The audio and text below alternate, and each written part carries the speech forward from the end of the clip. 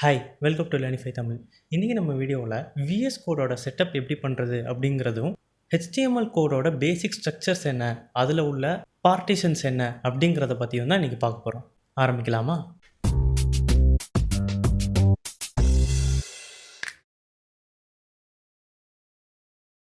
உங்ககிட்ட இருக்கிற சர்ச் இன்ஜினில் விஎஸ் கோட் டவுன்லோட் அப்படின்னு நீங்கள் சர்ச் பண்ணிங்கன்னா, அதில் ஃபஸ்ட்டு ஒரு லிங்க் வரும். அந்த ஃபஸ்ட்டு லிங்க்கை தொட்டிங்க அப்படின்னா உங்களுக்கு டவுன்லோட் விஷுவல் ஸ்டுடியோ கோட் அப்படின்னு ஒரு பேஜ் ஓப்பன் ஆகும். அந்த பேஜில் 3 ஆப்ரேட்டிங் சிஸ்டம்க்கு ஏற்ற விஷுவல் ஸ்டுடியோட இன்ஸ்டாலேஷன் இஎக்ஸி ஃபைல் டவுன்லோட் பண்ணுறதுக்கு லிங்க் கொடுத்துருப்பாங்க.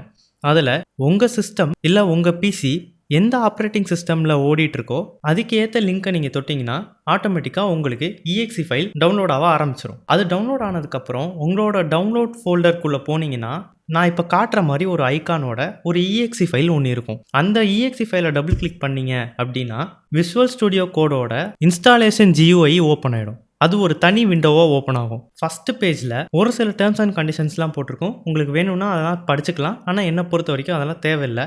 ஐ அக்செப்ட் தி அக்ரிமெண்ட் அப்படிங்கிற ஆப்ஷனை கிளிக் பண்ணிட்டு நெக்ஸ்ட் கொடுத்துடலாம். நெக்ஸ்ட் கொடுத்தீங்கன்னா என்னென்ன எக்ஸ்டென்ஷன்ஸ்லாம் ஸ்டார்டிங்கில் உங்களுக்கு விஎஸ் கோடில் இன்ஸ்டால் ஆகிருக்கணும் அப்படிங்கிறதெல்லாம் கேட்கும். அதுக்கு தேவையானதெல்லாம் நீங்கள் கிளிக் பண்ணிக்கலாம். என்னை பொறுத்த வரைக்கும் மீதியெல்லாம் அப்படியே விட்டுட்டு மேலே கிரியேட் அ டெஸ்க்டாப் ஐக்கான் அப்படின்னு ஒன்று இருக்கும். அதை மட்டும் எக்ஸ்ட்ராவாக நீங்கள் கிளிக் பண்ணி வச்சுக்கோங்க. அப்போ தான் உங்களுக்கு டெஸ்க்டாப்லேயே ஒரு ஐக்கான் ஓப்பன் ஆகிருக்கும். அந்த கிரியேட் அ டெஸ்க்டாப் ஐக்கான் அப்படிங்கிறத கிளிக் பண்ணிட்டு நெக்ஸ்ட் கொடுத்தீங்க அப்படின்னா நீங்கள் கிளிக் பண்ணதெல்லாம் கன்ஃபார்ம் பண்ணுறதுக்கு அது எல்லாமே வியூ ஆகும். ஒரு தடவை கன்ஃபர்மேஷனுக்கு எல்லாமே பார்த்துட்டு இன்ஸ்டால் அப்படின்ற பட்டன் கொடுத்துட்டிங்கன்னா ஆட்டோமேட்டிக்காக விஎஸ் கோட் உங்களோட லேப்லேயோ இல்லை பிசிலையோ இன்ஸ்டால் ஆகிருக்கும். இப்போ உங்கள் டெஸ்க்டாப்பில் இருக்கிற விஎஸ் கோடை டபுள் கிளிக் பண்ணிங்கன்னா எடுத்தோடனே ஸ்டார்டிங்கில் உங்களோட விஎஸ் கோட் இந்த மாதிரி தான் வியூ ஆகும். இப்போ நம்ம டேரெக்டாக கோடிங் பண்ண ஸ்டார்ட் பண்ணிடலாமா அப்படின்னு கேட்டோன்னா பண்ண ஆரம்பிச்சிடலாம். ஆனால் இதுக்கப்புறம் நான் சொல்ல போகிற எக்ஸ்டென்ஷன்ஸ்லாம் உங்களுக்கு தேவைன்னா டவுன்லோட் பண்ணிக்கோங்க, இல்லைனா ஸ்கிப் பண்ணிடுங்க. டேரெக்டாக கோட் பண்ணுறதுனா கூட பண்ணிக்கலாம். உங்களோட விஎஸ் கோடில் லெஃப்ட் சைடில் எக்ஸ்டென்ஷன்ஸ் அப்படின்ற ஒரு டூல் ஒன்று இருக்கும். அந்த எக்ஸ்டென்ஷன்ஸில் போய் சர்ச் பாரில் HTML CSS சப்போர்ட் அப்படின்னு ஒரு எக்ஸ்டென்ஷனை சர்ச் பண்ணிங்கன்னா ஃபஸ்ட்டு ஒரு எக்ஸ்டென்ஷன் வரும். அந்த எக்ஸ்டென்ஷனை இன்ஸ்டால் பண்ணிக்கோங்க.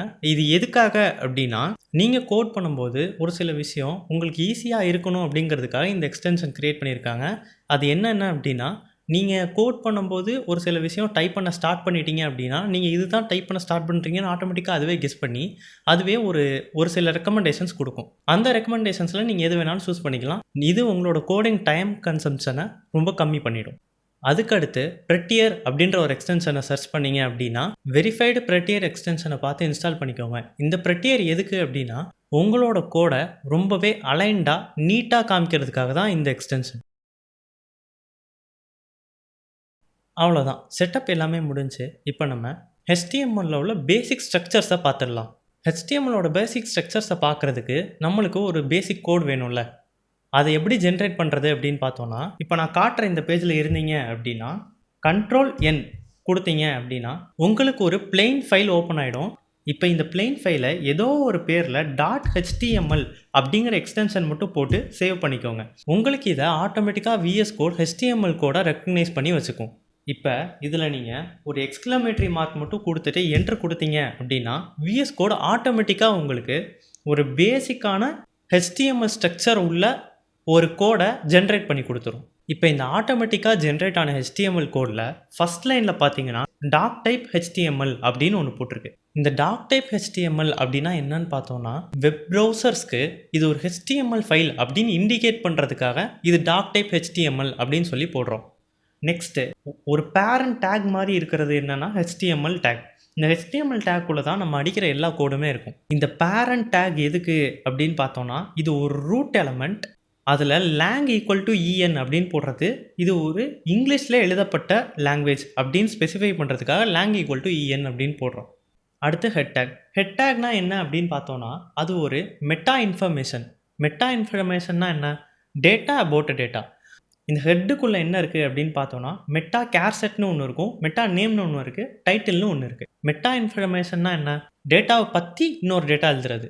எக்ஸாம்பிளுக்கு இதில் டைட்டில் அப்படின்னு ஒன்று ஹெட்டுக்குள்ளே இருக்கும். டைட்டில்ன்ற டேக் எதுக்கு அப்படின்னா இந்த HTMLோட டைட்டிலை குறிக்கும். இந்த HTMLக்கு ஒரு ஹெட்டிங். அப்போ இது ஒரு டேட்டா அபவுட் டேட்டா, அதனால அது ஒரு மெட்டா டேட்டா. அதுக்கடுத்து மெட்டா கேர் செட் அப்படின்னு ஒன்று இருக்கும். அந்த மெட்டா கேர் செட் அப்படின்னா என்ன அப்படின்னா, இந்த HTML ஃபைல் எந்த கேரக்டர் என்கிரிப்ஷன் மெத்தடில் எழுதியிருக்கு அப்படின்றதான். என்கிரிப்ஷன்னா ஒன்றும் இல்லை, ஒரு விஷயத்த வேற மாதிரி ஒரு செக்யூரிட்டி பர்பஸ்க்காக எழுதுறது தான் என்கிரிப்ஷன். அதே மாதிரி இந்த HTML ஃபைல் எந்த கேர் செட்டால என்கிரிப்ட் பண்ணப்பட்டிருக்கு அப்படிங்கிறது தான் இந்த கேர் செட். இதுவும் ஒரு data about data, so it is a meta data. இதுக்கு அடுத்து பாடி அப்படின்னு ஒரு டேக் இருக்கு.